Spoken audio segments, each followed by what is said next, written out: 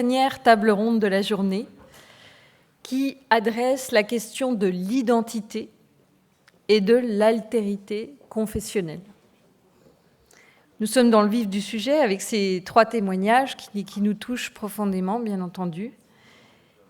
Ce sont les témoignages de nos enfants, en quelque sorte. Je vais donc inviter Monsieur le directeur général de la Fondation de l'Islam de France, qui accompagne et seconde notre cher et bien-aimé Khaled Bencher, Monsieur Chiheb M. Nasser, pour présider cette dernière table ronde. Merci beaucoup, Chiheb. Bonsoir. Écoutez, je vais m'asseoir parce que je pense que vous avez assez écouté de discours du pupitre. Je vais m'asseoir. Donc je vais introduire la dernière table ronde ici.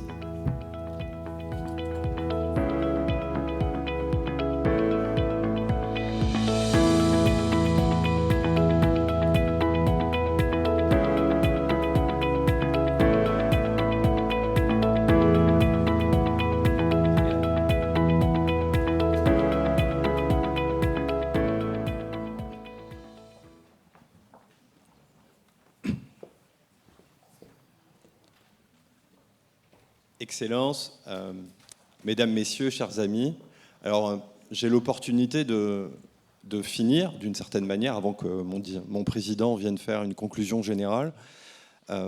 Et la table ronde, et le sujet et l'intitulé de ma table ronde, c'est identité et altérité confessionnelle. Je viens de lire récemment un livre, et je pense que vous allez comprendre mon propos d'introduction, le dernier livre d'Amin Maalouf. Et je sais qu'il y a beaucoup de Levantins et d'amoureux du Levant dans la salle, Naufrage des civilisations. Et pourquoi je parle de ce livre ? Parce qu'Amin Maalouf dit, et c'est dans son discours de réception à l'Académie française, que l'amour de la culture française lui est venu du Levant, parce que la France, eu égard au traité des capitulaires, était dans la promotion de la langue française et de la francophonie. Et Amin Maalouf a connu un autre Orient, les années 50-60, où il y avait un pluralisme confessionnel et où cet Orient n'était pas entredéchiré par le multiconfessionnalisme. Donc il posait aussi la question de l'identité arabe. Nous sommes dans une société française où nous nous interrogeons de manière sempiternelle sur cette identité française, sur l'essence de cette identité française. Et dans identité, c'est ce que disait Paul Valéry, l'identité c'est ce qui nous colle à la peau. Et évidemment, dans toute identité religieuse, elle est souvent par nature exclusiviste. Donc il a fallu parfois le temps long pour qu'elle s'ouvre aux autres confessions. En témoigne l'histoire du catholicisme romain, parce qu'il a fallu le Concile Vatican II et l'encyclique Nostra Aetate de Jean XXIII à Paul VI, pour qu'il y ait une ouverture, évidemment, vers les confessions juives et islamiques. Et de ce Concile Vatican II, il y a eu toute une tradition jusqu'au concile d'Assise sur le dialogue interreligieux. Mais qu'en est-il des autres confessions ? Nous vivons un drame aussi dans cet Orient qui nous est si cher, qui est la malédiction des chrétiens d'Orient. Car on ne peut pas ne pas penser à eux, eu égard au sort tragique qu'il aurait subi. Et donc, l'intitulé qui est le mien, je veux dire dans cette table ronde sur identité, altérité confessionnelle, c'est évidemment d'interroger le regard et l'altérité qu'il y a et qui existe dans chaque confession. Et nous avons la chance, à cette table ronde, d'avoir Morgane Reylan, qui pourra nous parler, en tant que professeur de géopolitique à Lille, de la tradition chiite. Parce qu'évidemment, c'est un sujet que nous n'avons pas abordé aussi aujourd'hui, c'est les schismes dans la tradition islamique. En témoigne ce beau livre d'Henri Laoust, Les schismes en islam, qui montre le pluralisme théologique. Et il me semble que s'il y a une volonté de répondre à l'idéologie mortifère de l'islamo-djihadisme, c'est de montrer que l'islam est par nature pluriel. L'islam en soi n'a pas trop de sens, il y a des islams. Et je pense que c'est fondamental pour la Fondation de l'Islam de France de promouvoir cette tradition. Et nous avons la chance, au sein de cette table ronde, d'avoir un grand historien du sunnisme, un grand professeur d'études à l'École pratique des hautes études, Dominique Avon, qui aura l'amabilité de faire une conclusion sur identité et altérité confessionnelle. Et avant de donner la parole à notre ami Morgane, Jean-François Colosimo, qui devait être parmi nous cet après-midi, n'a pas pu être parmi nous. Il regrette son absence. Je regrette son absence et il est à la conférence Sant'Egidio à Madrid. Voilà, je voulais passer ce message. Donc je laisse la parole à Morgane. Merci et bonjour à tous.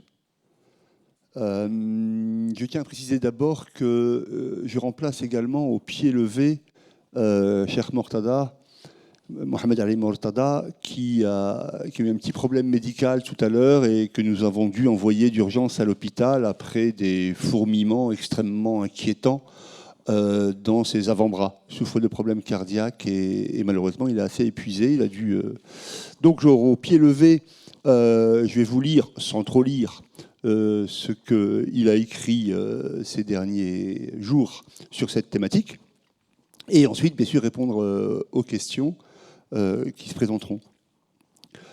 Donc nous parlons d'altérité confessionnelle et d'identité. Tout d'abord, c'est pour la fondation Al-Khoui, qui est une fondation religieuse dont le nom Al-Khoui vient de grand ayatollah Al-Khoui, mort en 92, et nous parlons de l'islam chiite quiétiste. Donc c'est un grand honneur pour cette fondation dont je suis membre de prendre ici la parole devant un public aussi qualifié et probablement très attentif à ce type d'événement assez exceptionnel. Je tiens à remercier évidemment la Fondation de l'Islam de France et ses partenaires pour son invitation et dire qu'il est toujours utile de venir partager et réfléchir ensemble. La Fondation Al-Khoui est donc une organisation internationale, c'est une ONG, dont une des branches est à Paris. Elle est au Lila. Elle est une émanation de l'autorité spirituelle des chiites à Najaf, en Irak, et qui est le centre du monde chiite, quiétiste, dirigé par quelqu'un que vous connaissez probablement, l'ayatollah Sayyid Sistani. Cette fondation s'inscrit dans un dialogue intra- et interreligieux. Les deux vont pour nous de pair. Sur le thème, maintenant, toute religion révélée ou école religieuse qui en découle envisage nécessairement les autres à travers le prisme de ses convictions, de son dogme.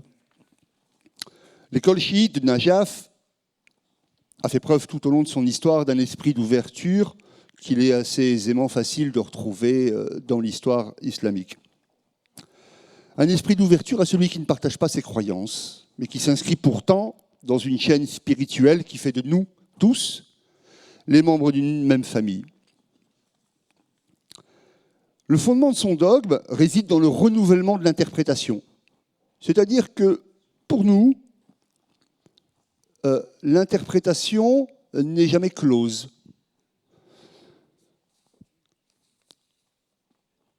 On pourrait le résumer plus rapidement en disant que l'immobilité intellectuelle n'existe pas dans le schisme.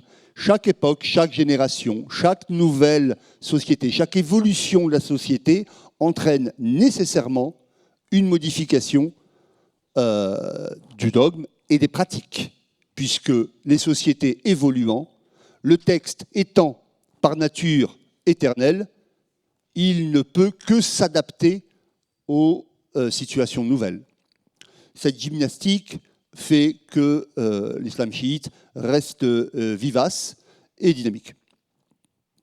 Pour nous aussi, cette ijtihad, cette manière d'interpréter, c'est un aveu d'ignorance et un devoir de toujours progresser.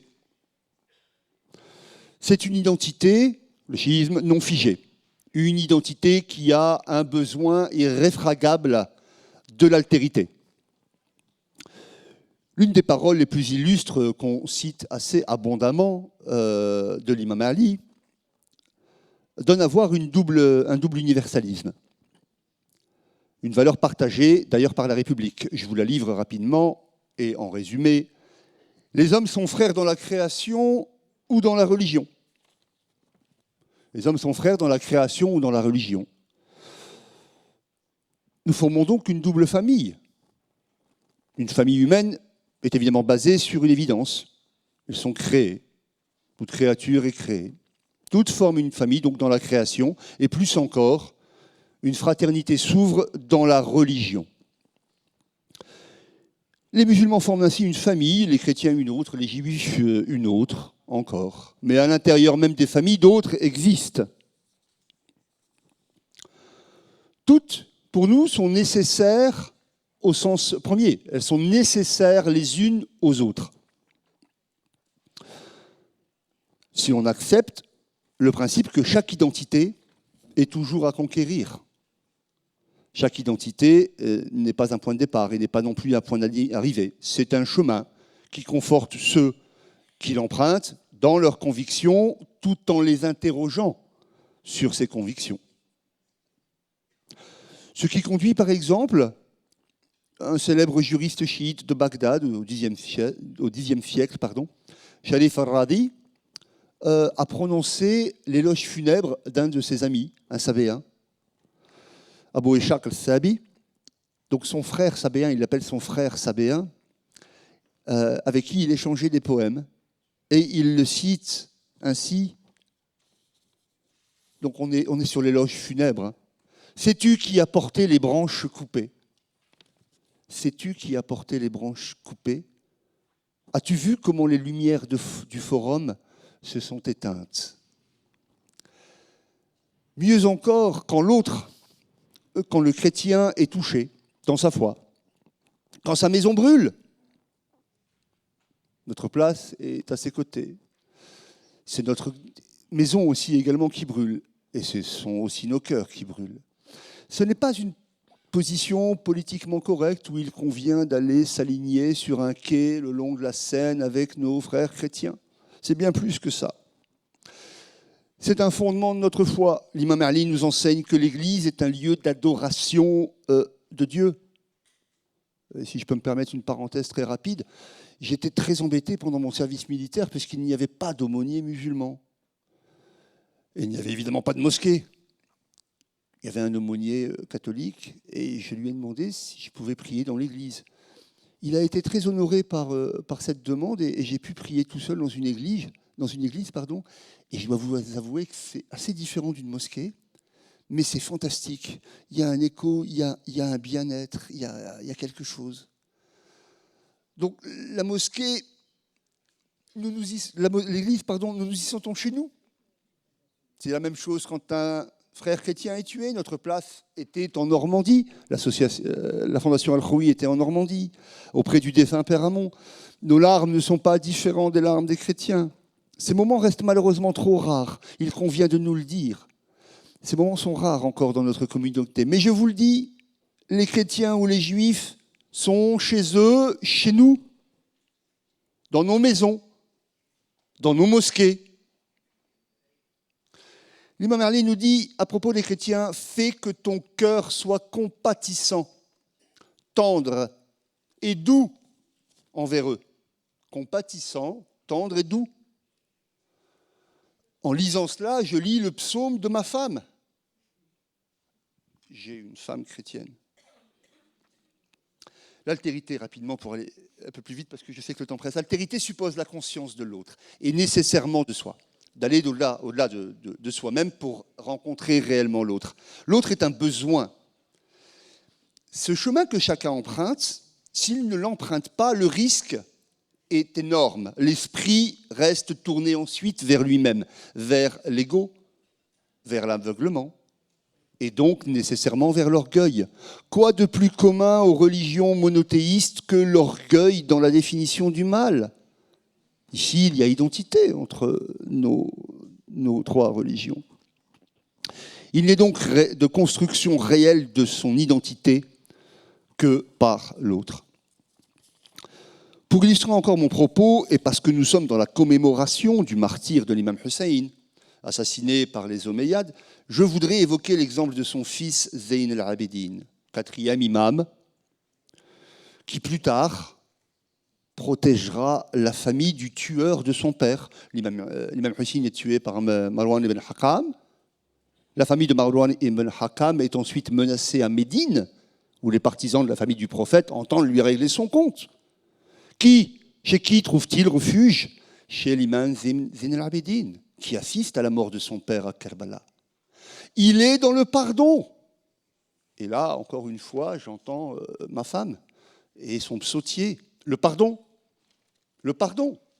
Le pardon tellement important pour nous, chiites, et pour les autres. L'altérité, c'est cela, c'est le pardon. Zayn al-Abidin n'appartient pas seulement aux chiites, il est également l'une des références majeures des rapporteurs de hadith sunnites. Il est un homme digne de foi à travers cet illustre exemple. Il convient de comprendre que, quoique différent de l'autre, à l'extérieur de ma religion ou à l'intérieur de ma religion, chacun peut se sentir identique à travers l'exemple de personnes exceptionnelles, comme l'était l'imam Zayn al-Abidin. Autrement dit, un imam réputé symbole des chiites est aussi une source de savoir chez les autres musulmans, et voire même dans d'autres religions. C'est la même chose avec les sunnites. Il y a des rapporteurs de sunnites déclarés hommes dignes de foi. Chez les chiites, les passerelles sont bien plus importantes que vous ne pouvez ou nous ne pouvons l'imaginer. Il convient simplement d'exhumer d'un peu plus près l'histoire islamique. Je suis persuadé que Dominique Avon a 1000 autres exemples de passerelles de savoir entre écoles juridiques. Le problème de l'identité est également, et de l'altérité est aussi composite si on la considère en corrélation avec d'autres carrefours identitaires, comme la citoyenneté, les cultures diverses, non religieuses, les opinions politiques ou les classes sociales. Il serait fastidieux et long de poursuivre sur un chemin où on sort un peu du sujet. Pour autant, et sur un domaine religieux, il est un point fondamental qui peut nous rassembler utilement, ici, là, maintenant. Il est le suivant. Déclarons tous ensemble la Ligue islamique mondiale, que je ne veux pas oublier de remercier, je ne l'ai pas fait au début, je le fais maintenant. Déclarons ensemble que le rejet de l'autre est un crime religieux, en plus d'être un crime civil, bien entendu.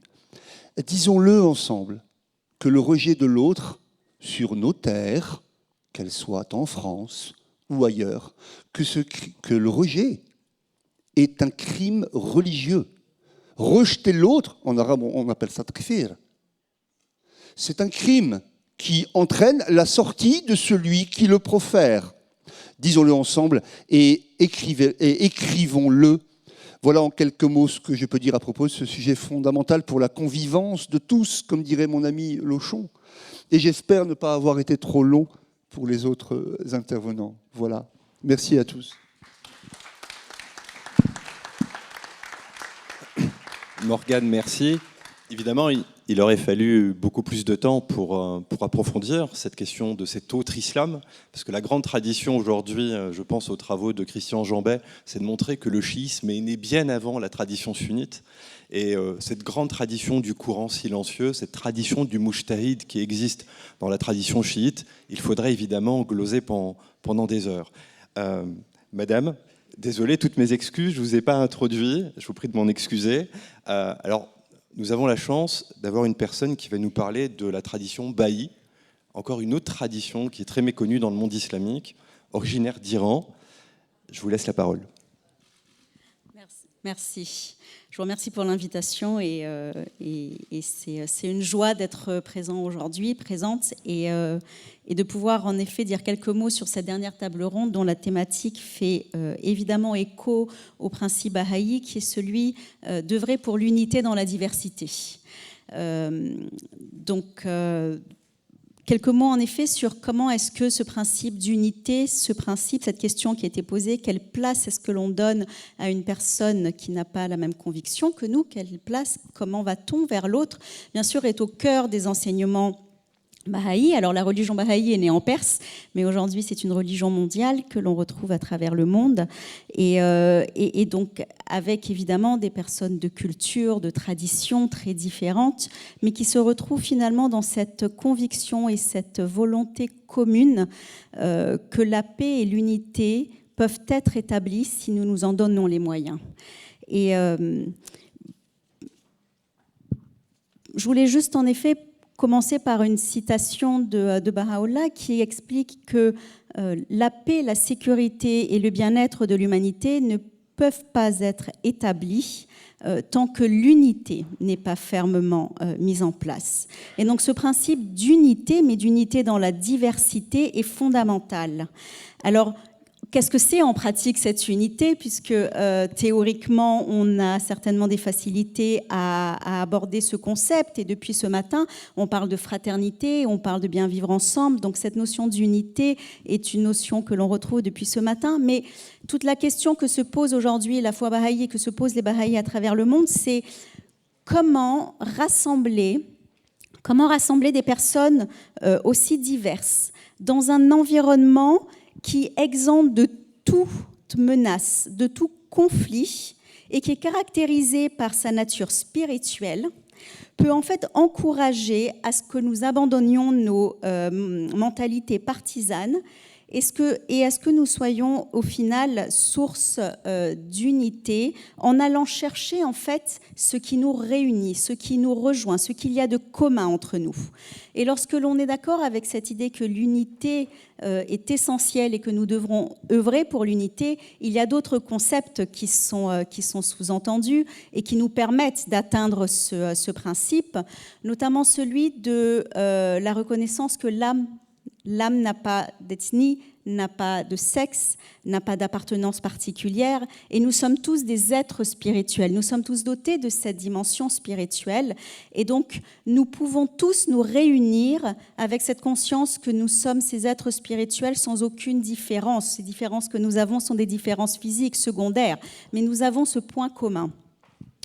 Un deuxième élément est celui de reconnaître que finalement, les préjugés et la racine des préjugés est dans l'ignorance. Et ça a été évoqué tout à l'heure, notamment avec les témoignages, mais aussi par d'autres intervenants un peu plus tôt, c'est l'importance qui est donnée ici à l'éducation. Parce que comment aller au-delà de ce qui a priori nous sépare, comment aller justement vers ces points communs que nous avons tous les uns les autres, c'est en apprenant le plus tôt possible que nous sommes tous égaux, que nous avons tous ces points communs, que nous pouvons tous agir main dans la main pour cette unité, pour cette paix et pour ce bien vivre ensemble.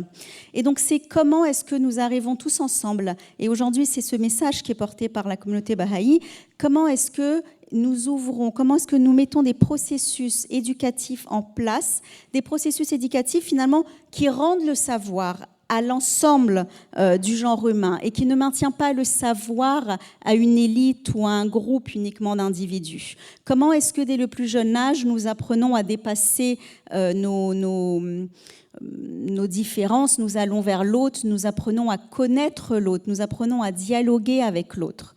Et donc évidemment, l'interreligieux a été évoqué à plusieurs reprises dans la journée. Nous en sommes ici dans un espace. L'interreligieux est essentiel parce que c'est un espace où nous apprenons à connaître l'autre, où nous apprenons à découvrir les traditions des uns des autres. Mais comment est-ce qu'on arrive à dépasser cette simple coopération pour vraiment aller dans une réflexion commune sur ces valeurs qui nous unissent?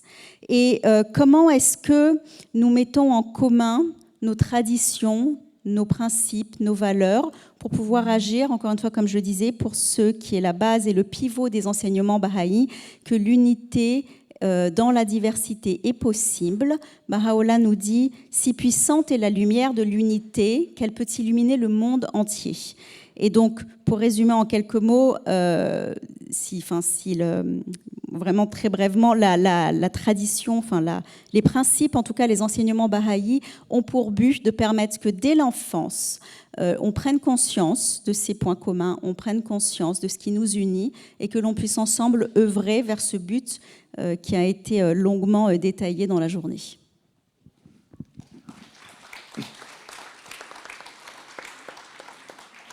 Merci beaucoup pour ces propos si humanistes.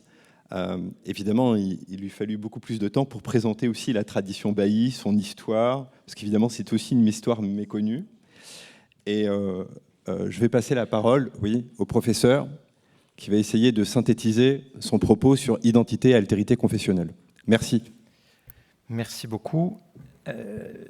Vous êtes sans doute très fatigué et sans doute eût-il mieux valu que les témoignages viennent après moi. C'est-à-dire que l'historien n'est pas comme l'homme de religion en exprimant ce qu'il croit ou ce qu'il espère. Il n'est pas comme l'acteur politique qui exprime ce qu'il veut faire pour le bien commun, mais à partir des traces qui sont à sa disposition, il essaye juste d'expliquer ce qu'il observe. Et ce qu'il observe n'est pas uniquement 1000 opérations qu'il faut mettre en valeur, bien sûr, 1000 opérations de coopération interreligieuse ou les discours comme on en a entendu aujourd'hui. Je remercie d'autant plus Chiem Nasser et le président de la FIF, Raleb Bencher, de m'avoir convié à m'exprimer pour exposer ces quelques points-là. Vous avez noté que Raleb Bencher conduit une mobilisation intellectuelle sur plusieurs fronts depuis ce matin, et je pense que vous avez été sensible notamment à 2 expressions, celle de liberté de conscience à côté de liberté religieuse.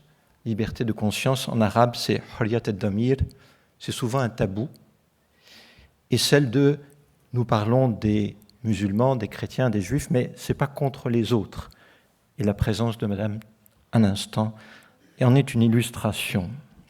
Alors, le monde ne va pas très bien. Si on sort de la journée, on a l'impression que le monde va très bien et qu'on ne comprend pas pourquoi il ne va pas très bien. Vendredi dernier, j'ai passé l'après-midi à la prison de la Santé, dans le quartier pour la prévention pour la radicalisation.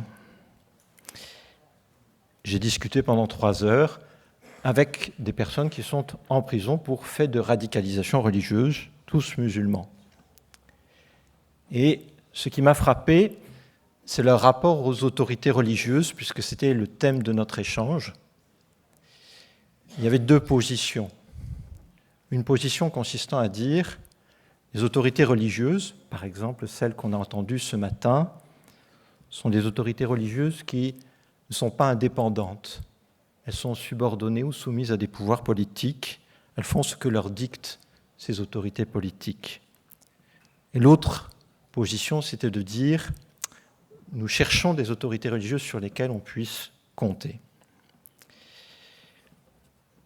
Je pourrais centrer mon intervention uniquement sur ce qui se passe autour de l'islam et des musulmans. Il y a une forte crise à l'époque contemporaine, c'est-à-dire ces 40 dernières années, une crise très forte.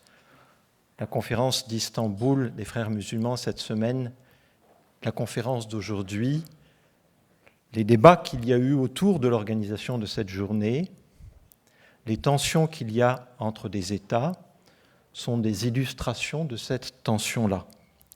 Je crois qu'on se tromperait si on ne parlait que, par exemple, de Ikhwan el-Muslimun d'un côté, Mu'minun bila Hudud de l'autre, Arabie Saoudite, Émirats Arabes Unis, Égypte d'un côté, Qatar, Turquie de l'autre, Conseil des sages musulmans d'un côté, Association internationale des oulémas musulmans de l'autre. Tout ça compte. Mais cela ne suffit pas à comprendre la profondeur des enjeux. Je vous propose donc, en quelques points, cela va sans doute déranger, mais je vous ai dit, l'historien n'est pas là pour faire plaisir. Je vais vous proposer d'observer 5-6 situations dans le monde sur ces 30-40 dernières années, très rapidement. Écartons-nous un peu du Proche et Moyen-Orient, de l'Europe, allons jusqu'à l'Inde et au Pakistan. En Inde, depuis une 40aine d'années, il y a un mouvement hindou, Sangh Parivar, famille des associations, qui a des déclinaisons politiques. La plus importante d'entre elles est le BJP, qui a développé l'idée que l'Inde était une société et donc un État pour les hindous. Même si le parti du Congrès avait dit que la société indienne doit être une société plurielle, ce BJP est derrière le mouvement Sangh Parivar, qui est très puissant, et le BJP est au pouvoir depuis plusieurs années. Et non, c'est un pays d'abord pour les hindous. Cela se traduit par des mesures légales et des pratiques. Mesures légales, des tentatives d'exclure de la citoyenneté des personnes non hindoues, notamment de confession musulmane dans les États du Nord. Cela se traduit par des tentatives de législation sur l'abattage des vaches. Cela se traduit dans la pratique par des destructions de lieux de culte musulmans et chrétiens, entre autres. Avec les bouddhistes, ça ne se passe pas beaucoup mieux. Et cela se traduit parfois par des tueries. Il y en a eu au début des années 90 et à nouveau au début des années 2000. Voilà un premier cas. Je ne parle pas ici de l'islam. Vous voyez que ça touche tout le monde, ça concerne tout le monde. Et on pourrait trouver, on aurait pu faire venir une personne hindoue nous parlant de la bonté et de la beauté de la spiritualité hindoue. Donc il faut comprendre ça, comme on nous a parlé de la beauté et de la bonté de la spiritualité chiite à l'instant. Passons à côté. Le Pakistan est né en 1947 comme un État pour des musulmans qui disaient « nous ne pouvons pas vivre avec les autres parce que nous ne partageons pas les mêmes valeurs ». Ce ciment n'a pas été suffisant pour maintenir une unité du Pakistan occidental et oriental. Et les choses se sont aggravées dans le rapport à l'altérité confessionnelle, puisque c'est notre thème de cette dernière table ronde, à partir de la fin des années 70 et du début des années 80, en excluant par exemple de l'ensemble des musulmans ceux que l'on appelle les Ahmadis. C'est-à-dire qu'ils ne sont plus considérés depuis une trentaine d'années comme faisant partie des musulmans. Ils n'ont plus le droit de se référer à eux-mêmes en tant que musulmans. Autre signe, c'est un renforcement d'une législation concernant le blasphème. Ordonnance de 86, loi de 1992, décret d'application, procès, assassinat lorsqu'il n'y avait pas condamnation. Tout ceci traverse les 30 dernières années de l'histoire du Pakistan. Le Pakistan, c'est aussi des conflits avec des centaines de morts entre sunnites et chiites. Le Pakistan, c'est enfin des assassinats de personnes qui ont voulu remettre en question cette législation sur le blasphème. Troisième exemple, celui de la Birmanie. J'ai été frappé, il y a quelques 2 ans, 3 ans, de voir des concitoyens qui disaient « Comment se peut-il que des bouddhistes, parce que le bouddhisme c'est la paix, que des bouddhistes puissent chasser des musulmans comme ils le font de Birmanie ?» Ils parlaient des Rohingyas, bien sûr. J'aurais dit « Mais le bouddhisme n'est pas plus la paix que l'islam n'est la violence, que le christianisme est ceci ou cela. » L'historien ne parle pas des religions hors des êtres humains qui la portent ou qui les portent. Et quand on observe cette histoire-là, cette histoire est traversée de gestes absolument magnifiques, d'expressions artistiques extraordinaires dont on a parlé tout à l'heure, mais aussi de violence. Et donc oui, des bouddhistes, mais si on observe ce qui s'est passé pendant la Seconde Guerre mondiale avec des moines bouddhistes qui accompagnaient l'armée japonaise, on n'est pas surpris. Il y a des bouddhistes qui prêchent la violence aussi. Avant l'expulsion de ces centaines de milliers de Rohingyas, il y a eu 2 lois intéressantes pour comprendre les enjeux de l'altérité confessionnelle en Birmanie. Sous l'impulsion d'un groupe qui s'appelait le groupe 969, qui a été interdit en 2013, et dont le moine Ashin Wiratu était et reste le dirigeant, même si le groupe n'existe plus. Une des mesures légales qui a été prise en Birmanie est la suivante. Une femme bouddhiste, pour pouvoir se marier avec un non-bouddhiste, doit demander l'autorisation des autorités publiques. Derrière, il y a l'enjeu de ce rapport à l'altérité confessionnelle et une réponse politique à une loi qui est considérée comme religieuse de l'interdiction pour une musulmane d'épouser un non-musulman. La réponse de la Birmanie a été de dire « puisque vos femmes musulmanes ne peuvent pas épouser des hommes bouddhistes, alors nos femmes bouddhistes, il y a bien le « nous » là, hein, identité, altérité, nos femmes bouddhistes ne peuvent pas épouser vos hommes musulmans. » 4e exemple, Israël. L'État d'Israël distingue officiellement la citoyenneté, Ezrahut, et la nationalité, Leum. Alors ce point-là est absolument fondamental pour comprendre la profondeur des enjeux autour de l'État d'Israël. En 1970, le président de la Cour suprême israélienne, Shimon Agranat, a affirmé qu'il n'était pas possible de distinguer nationalité israélienne, de parler de nationalité israélienne. En France, vous êtes citoyen et vous avez la nationalité française. La citoyenneté et la nationalité sont liées. En Israël, c'est découplé. Et le président de la Cour suprême disait, il y a une nation juive, un peuple juif. Il y a des Arabes et, alors c'est très curieux pour des Libanais ou des Syriens, il y a les Druzes qui ne sont pas classés avec les Arabes. Vous voyez comment on pense l'altérité, la fois linguistique et confessionnelle. Pourtant, il y a des citoyens israéliens qui sont nés juifs, qui ont changé de confession et qui ont demandé à avoir la nationalité juive.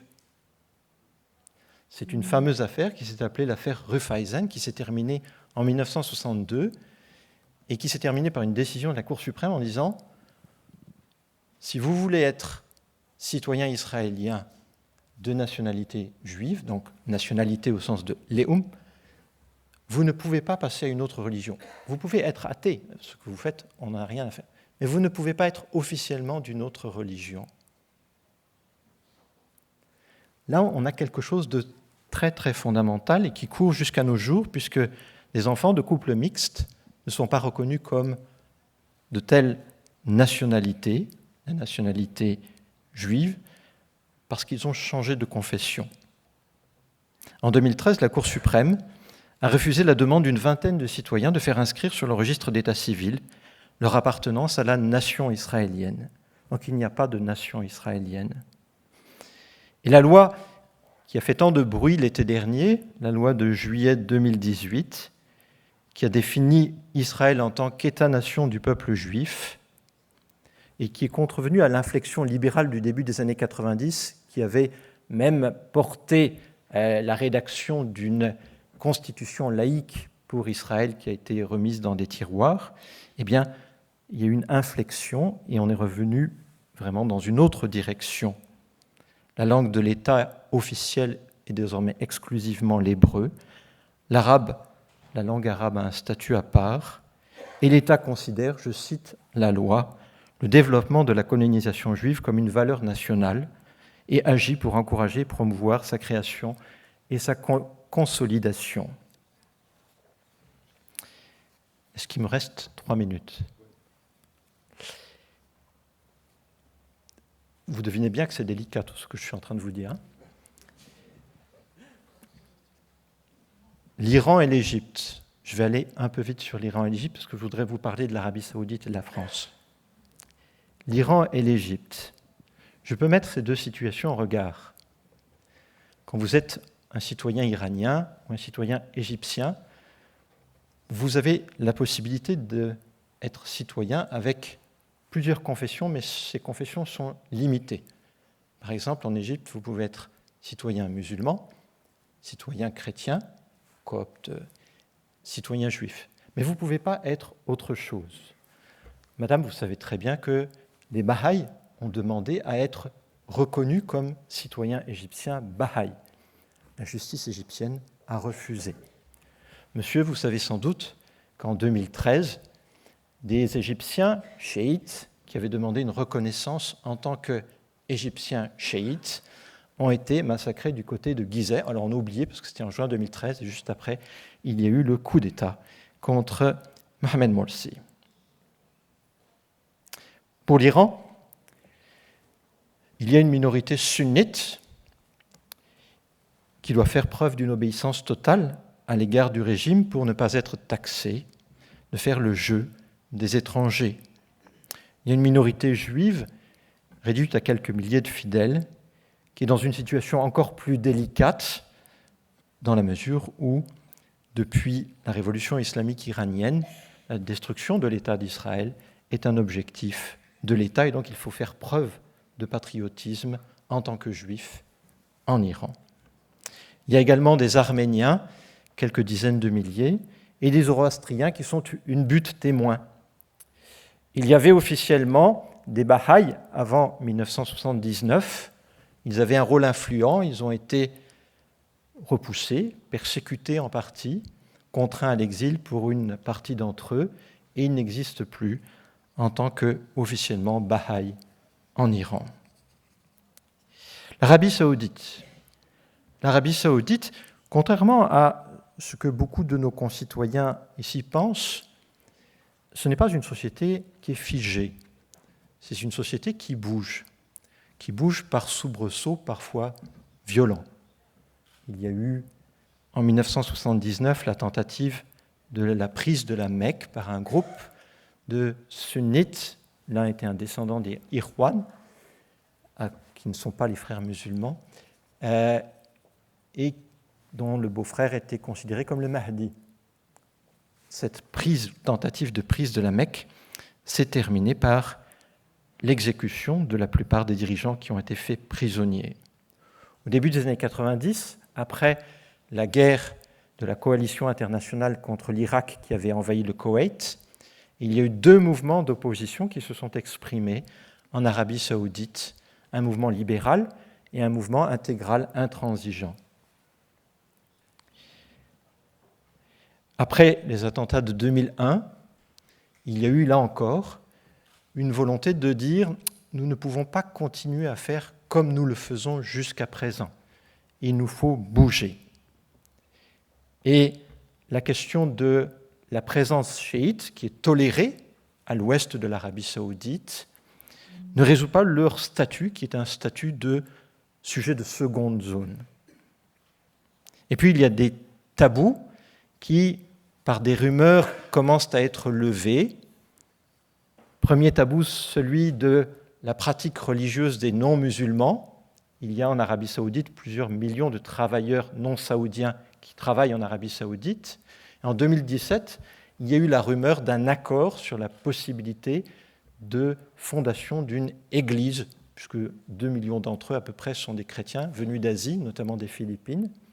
Cette rumeur a été démentie, mais le fait qu'il y ait la rumeur montre que ça bouge. Aux Émirats arabes unis, pays voisins, alliés de l'Arabie saoudite, il y a eu des églises qui ont été construites et le pape de l'Église catholique s'est rendu à Abu Dhabi il y a quelques mois. Il y a la question de la liberté de parole et des peines corporelles. Alors j'ai été très attentif à ce qu'a dit le secrétaire général de la Ligue islamique mondiale ce matin. Si je ne trahis pas ce qu'il a dit la vérité s'impose d'elle-même et non par la force de la violence humaine. J'ai traduit rapidement ce qu'il avait dit, et ce qui est frappant, c'est qu'à l'extérieur de l'Arabie saoudite, il y a des musulmans qui disent « mais appliquez-le vous-même », c'est-à-dire cessez d'appliquer des peines corporelles en Arabie saoudite, notamment pour certains prisonniers. Et c'est un enjeu absolument considérable qui est en discussion aujourd'hui. La France, et puis je conclurai. Je pourrais vous parler de la Chine et de la Russie, mais il faut que je m'arrête. La France a été évoquée à plusieurs reprises aujourd'hui. C'est une histoire assez longue de conflits, et de conflits parfois très violents, très violents, notamment ces 2 derniers siècles, dans le rapport entre les autorités politiques et les autorités religieuses, notamment catholiques, d'abord et principalement catholiques, avec cette question de la liberté de conscience qui, pendant 1 siècle et demi, a été un point de blocage de la part des autorités catholiques, du magistère catholique. Vous prenez l'encyclique Mirarivos de Grégoire XVI et vous allez au décret sur la liberté religieuse du Concile Vatican II en 1965, et vous voyez là qu'il y a un travail important qui est fait, un travail en profondeur, théologique, philosophique en amont ou à côté, et politique, puisque la réalité, comme le disait très bien Tarek Obrou, la réalité impose d'une certaine manière aux acteurs religieux de repenser leur texte. Il y a eu donc des changements importants. Depuis la fin des années 80, je passe sur les querelles des écoles qui ont été très importantes, notamment jusqu'en 84. la question des rapports entre la République, le cadre laïque, et les citoyens de confession musulmane. En tout cas, une partie d'entre eux s'est posée pour certaines expressions religieuses. Cela nourrit des tensions, du ressentiment fort. Il y a également des inégalités dans le droit, notamment avec des statuts particuliers pour l'Alsace-Moselle, pour la Guyane, qui n'ont pas le même statut que le reste du point de vue du droit. Et puis, il y a ce qui est le droit et ce qui est la pratique. Il ne faut pas nier qu'il existe un racisme anti-musulman qui traverse certains lieux de la société française. C'est une réalité aussi. Donc, à côté des questions de droit, il y a la question de la réalité. Je conclus. Il est impossible de faire un tour exhaustif de la question dans le cadre qui était ici fixé. J'ai simplement voulu vous montrer qu'il est toujours difficile pour nos contemporains de comprendre comment, à côté des expressions religieuses dont les voix se sont fait entendre aujourd'hui, qui prêchent au sens, c'est pas du tout négatif, péjoratif quand je dis qui prêchent le bon, le juste et le beau, il y ait tant de sang à côté. Donc il fallait rappeler, me semblait-il, cette réalité qui est une réalité conflictuelle forte. 3 ou 4 points juste pour conclure. La reconnaissance donc d'une altérité confessionnelle bute sur la question de savoir ce qu'est une confession, une religion, ou, comme l'a très bien dit, c'est Victor, je crois, de coexister, d'une conviction. En Iran comme en Égypte, aujourd'hui, la grande peur pour les autorités religieuses, c'est l'athéisme. Même s'ils disent c'est 0,05%, en tout cas, ils en parlent dans leur prédication. Donc ça leur fait très peur. La deuxième chose, c'est qui est chargé de cette reconnaissance ? Autorités politiques et juridiques, influencées par des autorités religieuses dans le cadre étatique ou non.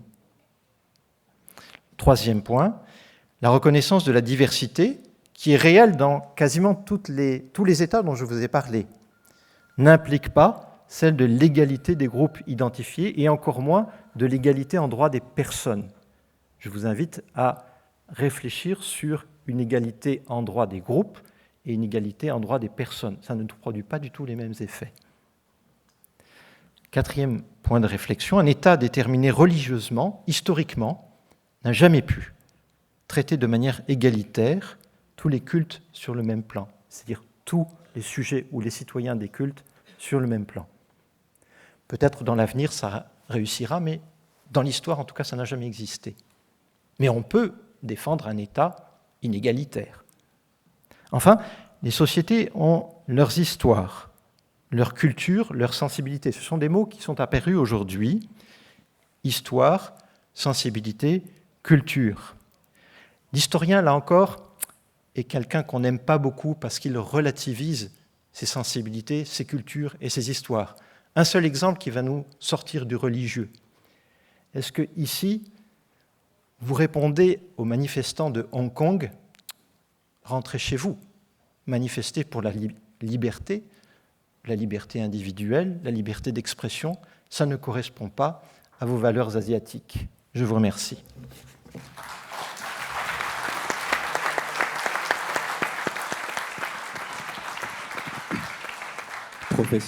Professeur, merci. On aurait pu vous écouter encore des heures, tellement ce fut passionnant, vraiment. Voilà. Je pense que tout le monde l'atteste. On peut... Ouais.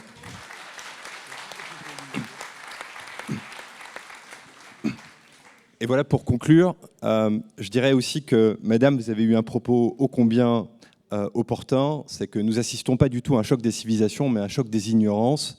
Et notre professeur nous a montré une forte dialectique, que l'altérité confessionnelle est un enjeu pour les grandes civilisations et pour les grandes religions, mais qu'en même temps, voilà, des progrès se font. Voilà.